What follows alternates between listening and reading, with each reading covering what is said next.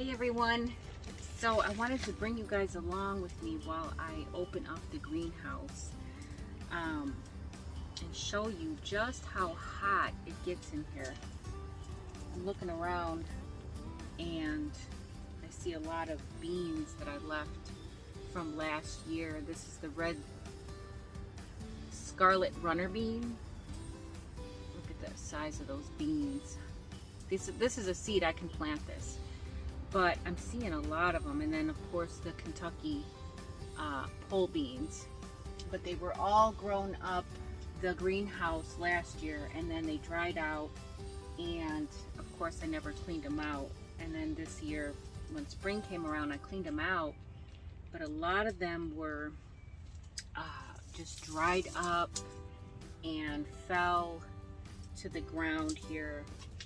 And if I'm not careful in getting all of these beans off this ground, they will seed and they will grow.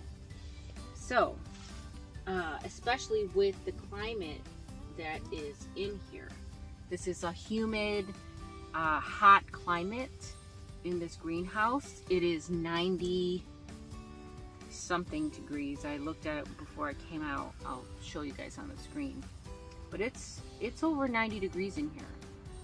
And yep, those are scarlet runner beans. They're beautiful beans. The beans are super tasty. Anyway, this is how you create what's called a microclimate.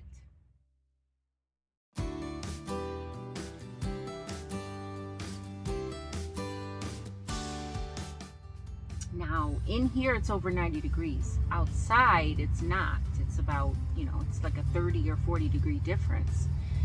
But in here it feels like it's probably zone 8 or zone, 9 even. And that is how you can create a microclimate that is above yours. All right, so when you are adding protection, when I'm talking about adding protection in my planting videos, in my scheduling and my seeding videos, week by week, when I'm talking about providing protection for your seeds and your seedlings, this is what I'm talking about.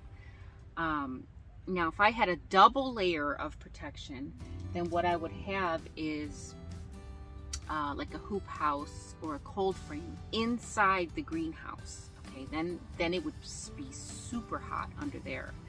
All right, so you have to definitely monitor it. I came out to open it up because I planted radishes and spinach and lettuce, the dill, the chives. So I'm seeing little green sprouts everywhere and things are starting to pop up. But those things are cool weather crops for the most part, and I need to provide them with the environment that they will thrive in. So I need to vent this greenhouse.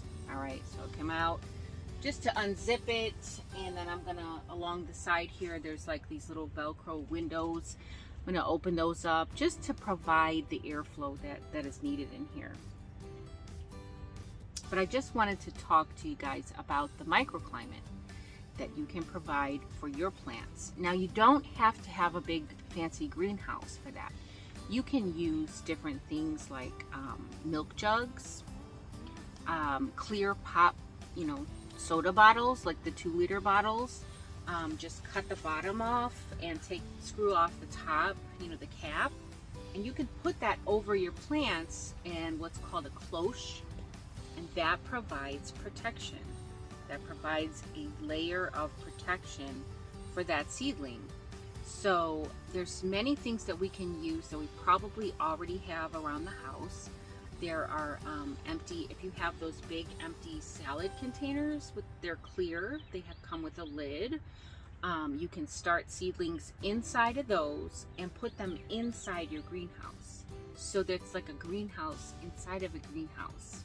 All right. Some seeds need that type of temperature in order to germinate. Now, you might not necessarily need that temperature for that plant to grow and to thrive, but you need that temperature for that seedling to germinate.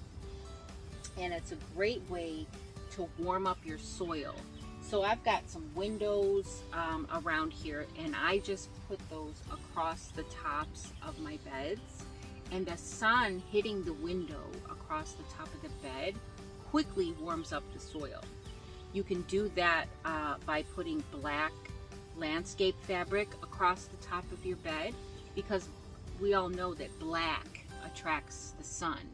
So if you have, even if you have some black garbage bags, black plastic, any type of dark material, put that across your beds, you know, and it will attract the sun and it will warm up that soil. So if you plan on growing watermelons or cucumbers where you need that soil to be extra warm and suitable for those seeds to grow and to thrive, you can consider using that black material around those specific plants. So like black landscape fabric would do well across the bottom of a watermelon plant or cucumber or squash. Those are some really heat tolerant plants.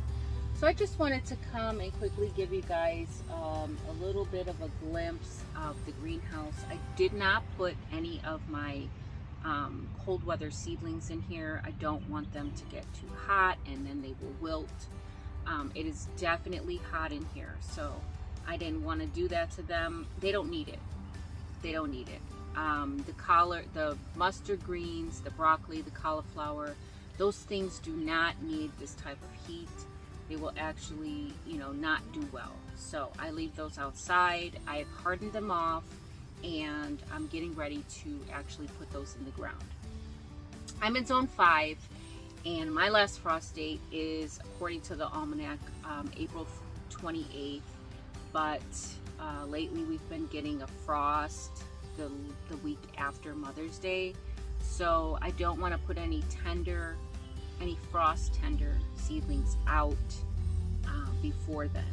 But things like my brassicas, they can take that with no problem at all. Kale, cauliflower, broccoli, Brussels sprouts, you know, some of the leafy greens like spinach, even peas. Your seedlings, pea seedlings, can withstand temperatures of down to 28 degrees. So yeah, I am just letting you guys see what I got going on in this greenhouse. I have to gather up all these beans that I can find. But if you would like some of these scarlet runner beans, let me know. Let me know in the comment section below, and we can make arrangements for that. I like to share. So until next time, guys, the more you know, the more you grow. Bye, guys.